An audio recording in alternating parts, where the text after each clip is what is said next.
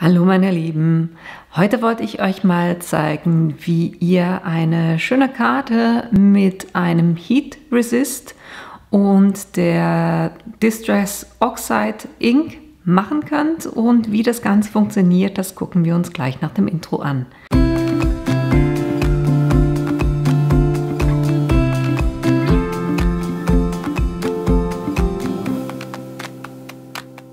Damit ihr seht, was wir heute machen werden, das ist so eine Karte, wo ich mit einer Oxide Ink quasi blende und auch den Hintergrund einfärbe, plus diesen Streifen einfärbe und dann eben, damit man hinten diese Schrift sieht, da habe ich ein Heat Embossing gemacht und bin dann erst mit dem Blenden drüber. So habt ihr dieses eben Embossing Resist Muster hinten als Hintergrund und den Spruch selber habe ich dann auch noch geblendet und dann mit durchsichtigem Embossingpulver embossed und hier unten auf den Schriftzug mit weißem Embossingpulver. Und wie wir diese Karte hier machen, das gucken wir uns jetzt an. Für diese Karte brauchen wir einiges, und zwar einerseits die Basiskarte, die ist bei mir wie immer 21 cm mal 14,8 cm, gefalzt bei 10,5 cm. Dann in derselben Größe habe ich eine Auflagekarte, die ist 10,5 cm mal 14,8 cm. Und dann habe ich eine Karte, die etwas schmaler ist, in der Höhe gleich, auch die 14,8 cm, in der Breite sind es 9 cm. Einfach so, dass hier auf den Seiten Streifen rausgucken. Das Schöne hierbei ist, ihr kennt das vielleicht auch, dass man irgendwas macht mit Stempelfarbe und dann merkt man, man hat nicht das Papier, was hier wirklich dazu passt. Und das Schöne ist hier, ihr könnt mit diesem weißen 200 Gramm Papier arbeiten und wir werden effektiv den Rest, also das, was hier hervorguckt, plus auch das Label, werden wir auch gleich mit der Distress Ink machen. Dann für diesen Streifen hier unten braucht ihr ein bisschen Papier, damit ihr das Stempeln ausschneiden und dann auch hinten so ein bisschen hinterlegen könnt. Das ist das. Dann braucht ihr auch noch einen Streifen Papier, um dieses Hello auszustanzen und das auch 3-mal. Und dann, ich habe hier von der Distress Oxide das Born Lipstick genommen. Für die Karte, die wir jetzt machen, werde ich das Evergreen Board nehmen. Dann Distress Pinsel oder Bürste. Dann für das ganze Heat Embossing braucht ihr ein Stempelkissen mit der Flüssigkeit, die ihr fürs Heat Embossing braucht. Dann habe ich einerseits ein durchsichtiges Pulver und ich habe ein weißes Pulver. Dann natürlich das Pulver, damit das dann nur da haftet, wo ich das haben oder wo ich gestempelt habe. Dann habe ich noch einen kleinen Streifen Papier und zwar geht es darum, dass wir hier dieses Hello werden wir ausstanzen und erst dann das Heat Embossing machen und da geht es einfacher, wenn ihr das so an einen Streifen mit etwas mit diesem Snail ankleben könnt und es dann so embossen könnt. Natürlich brauchen wir den Föhn fürs Embossen. Dann für den Hintergrund, um den zu stempeln, habe ich hier so einen Hintergrundstempel mit Wörtern. Da könnt ihr könnt auch Blumen oder sonst irgendwas nehmen. Es geht halt darum, dass ihr irgendetwas habt, was diesem Hintergrund so ein bisschen ein Spiel gibt. Und dann dieses Hello habe ich dieses Stempelset, wo ich auch die Stanzen dazu habe. Da nehme ich eben das Hello selber plus dann Miss You Friend werde ich dann unten auch noch machen. Das ist das. Dann eine Pinzette ist nie schlecht. Das Picking Tool, um das aus der Stanze rauszulösen. Natürlich brauchen wir für Stanzen die Big Shot. Dann braucht ihr Flüssigkleber, ihr braucht das Stempeltool, Mikrofasertuch ist nicht schlecht, weil wir werden das zuerst Heat embossen, weil es ist ein Emboss Resist, das heißt, wir werden zuerst embossen, dann werden wir blenden und damit ihr die Farbe da dann wieder ab diesem Weiß, von diesem Weiß runterkriegt, nehmt ihr am besten so ein Mikrofasertuch. Ja, und ich würde sagen, das war auch schon alles, was wir brauchen. Ich starte jetzt zuerst mit der Kartenbasis, damit wir das haben. Da nehme ich diese Auflagekarte, die gleich groß ist wie die Karte selber. Und ich nehme hier jeweils ein Stück Computerpapier, damit ich mir nicht den ganzen Arbeitsplatz versaue. Damit ihr euch so ein bisschen orientieren könnt, wie weit ihr blenden müsst. Es sollte einfach so sein, dass diese Streifen hier auf der Seite, dass die eingefärbt sind. Das mache ich jetzt auch kurz.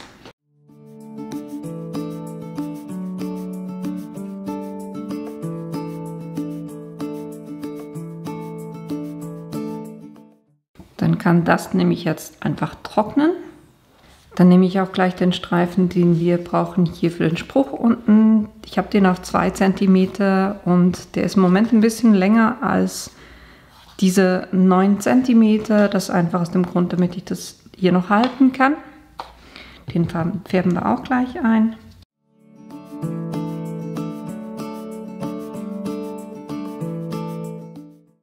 Ihr seht, der Teil, der auf der Karte liegt, der ist mit Farbe abgedeckt, dann kann ich das auch auf die Seite legen und den trocknen lassen. Und dann kümmern wir uns um den Hintergrund. Da mache ich das jeweils so, weil der Stempel geht über dieses Element drüber hinaus und deshalb lege ich mir ein Papier hier drauf. Mache da nur ganz kurz einen kleinen Streifen mit Snail fest. Und dann kann ich das so hier im Stempeltool festmachen. Und dann lege ich mir hier den Stempel hin, damit die Schrift auch in die richtige Richtung geht.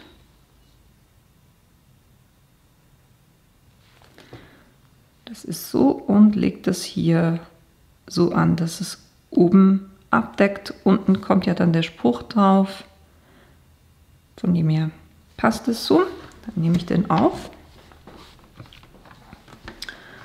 Und jetzt werde ich das Element hier kurz mit dem Pulver einreiben, einfach damit dann die Stempelfarbe nur da ist, wo ich die auch wirklich haben will, nämlich da, wo die Schrift ist. Und dann gebe ich von dieser Stempelfarbe oder Stempel einfach von dieser Embossing-Tinktur auf den Stempel drauf. Das Schöne am Stempeltool ist ja auch, dass ihr nachstempeln könnt. Das heißt, ich gehe jetzt da einmal drauf und stemple auch nochmal nach.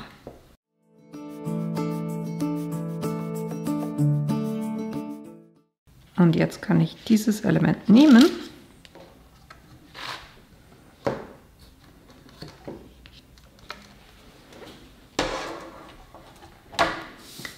Dann nehme ich hier mein Stück Computerpapier oder Druckerpapier, nehme das weiße Embossingpulver und kippe es hier so drüber, damit alles damit bedeckt ist.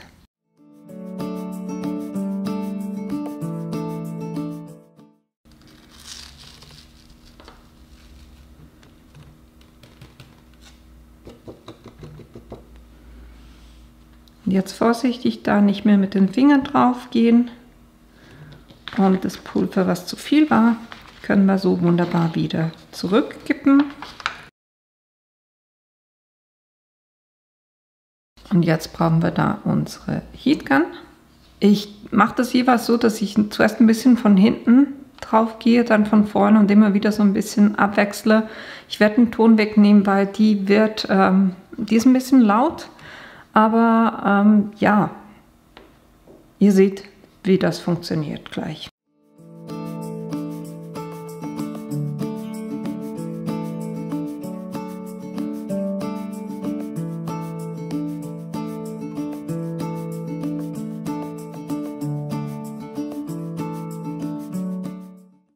Ihr seht es der Schrift eigentlich auch sehr gut an,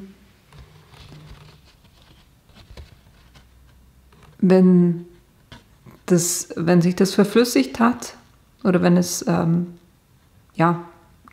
sich das verflüssigt hat, die wird dann so ein bisschen glänzig und jetzt seht ihr auch den Effekt, den wir haben wollen. Jetzt nehme ich wieder das Papier, mit dem ich vorhin schon geblendet habe. Und das, was wir erreichen wollen, ist, dass wir hier oben eine dunklere Farbe haben und das Ganze nach unten dann so ein bisschen ausläuft.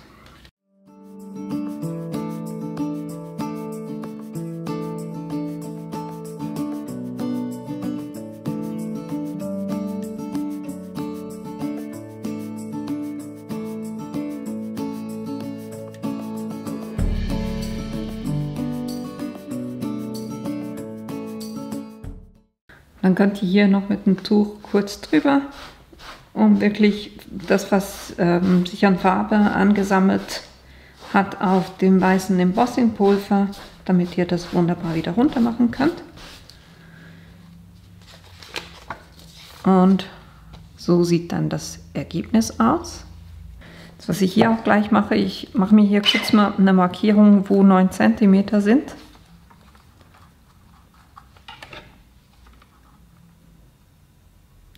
Schneide es aber noch nicht ab, einfach aus dem Grund, dass ich nachher noch was habe, wo ich es halten kann, wenn ich es Heat embosse.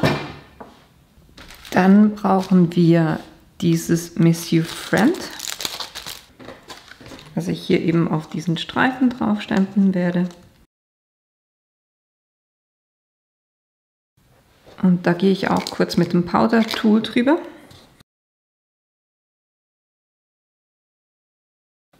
Und platziere dann den Stempel da, wo ich den haben will. Das heißt, ich sehe hier meine Markierung, die ich gemacht habe, wo die 9 cm sind. Und dann platziere ich mir die hier so ein bisschen in der Mitte. Und das stemple ich jetzt auch mit dieser Tinktur für Heat Embossing.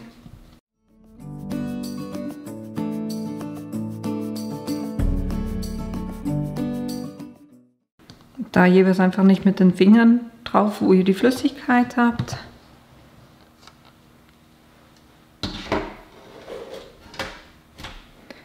Dann nehme ich auch wieder das Papier und kippe da auch vom weißen Embossingpulver drauf.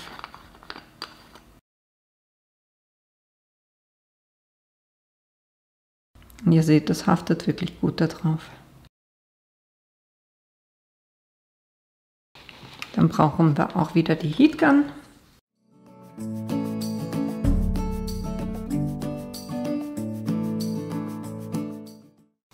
Wenn euch das so zu wenig ist, dann könnt ihr da auch nochmal drüber stempeln, wenn ihr den Stempel immer noch im Stempeltool drin habt und da nochmal Pulver darauf machen. Also man kann auch wirklich da auch nachstempeln und nochmal drüber. Für mich passt es so eigentlich.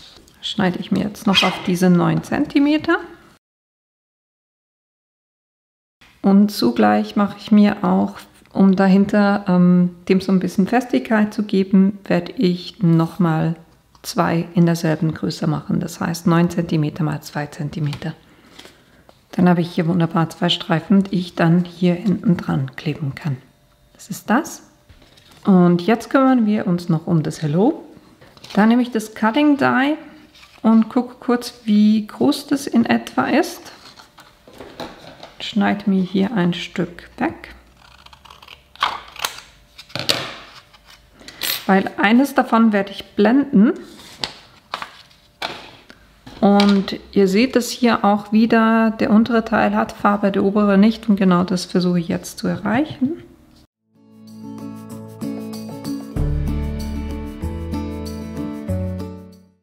So, jetzt habe ich das Ganze noch 3-mal in Weiß ausgestanzt und einmal hier mit diesem Stück, was ich geblendet habe. Und ihr seht, hier oben ist es schön hell und unten dunkler. Das ist genau der Effekt, den ich erreichen wollte.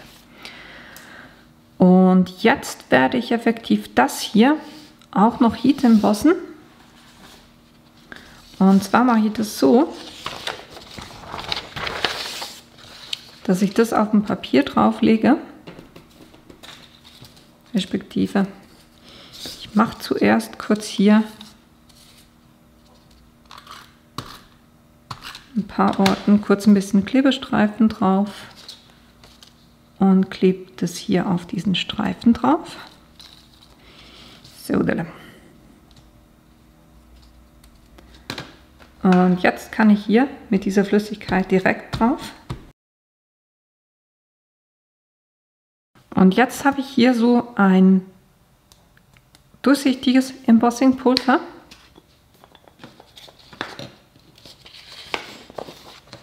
Falsches Blatt.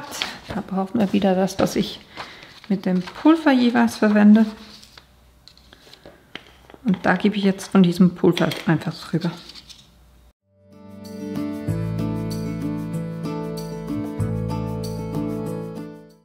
Und dann gehen wir da auch mit der Heatgun drauf.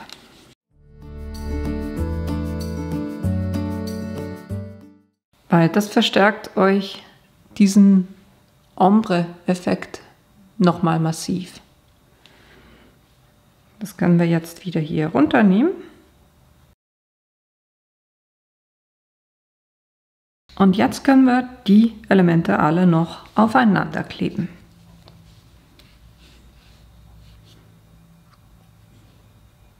Ich arbeite hier mit dem Zementitflüssigkleber, einfach mit einer kleinen Tülle. Für so kleine Sachen ist es super.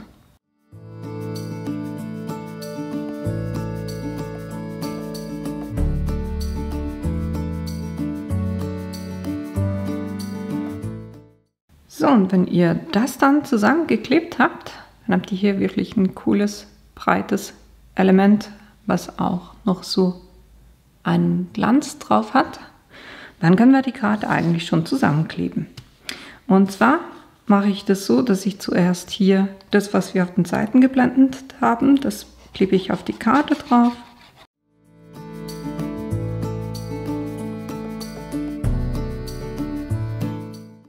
Dann als nächstes kommt dieses Element. Das hier einfach schön mittig.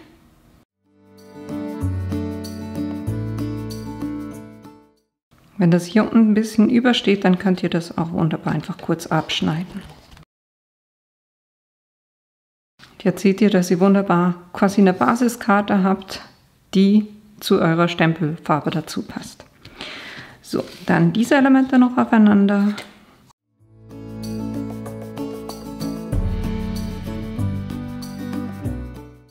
Dann könnt ihr euch das schon mal so ein bisschen platzieren, wo ihr das haben wollt. Ich mache das hier, wo der Übergang ist, das heißt, wo die Schrift aufhört. Da werde ich das hier drauf machen.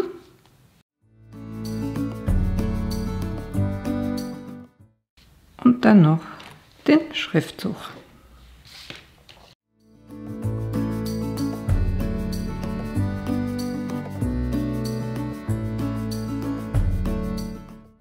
Et voilà. Schon ist diese Karte fertig. Und hier zum Unterschied zeigen, das ist die mit dem Worn Lipstick und das ist die mit dem Evergreen Board. Und das ist alles, was ich euch heute zeigen wollte. Ich hoffe, euch hat die Idee gefallen und ihr habt Lust, das Ganze nachzubasteln. Die ganzen Materialien, die ich verwendet habe, die werde ich euch wie immer unten in die Links reinstellen. Und wenn ihr meinen Kanal bis jetzt noch nicht abonniert habt, dann tut das doch bitte, weil das hilft mir tatsächlich auch. Und ich hoffe, wir sehen uns in einem meiner nächsten Videos wieder. Bis bald! Everyone wants to be swept off their feet.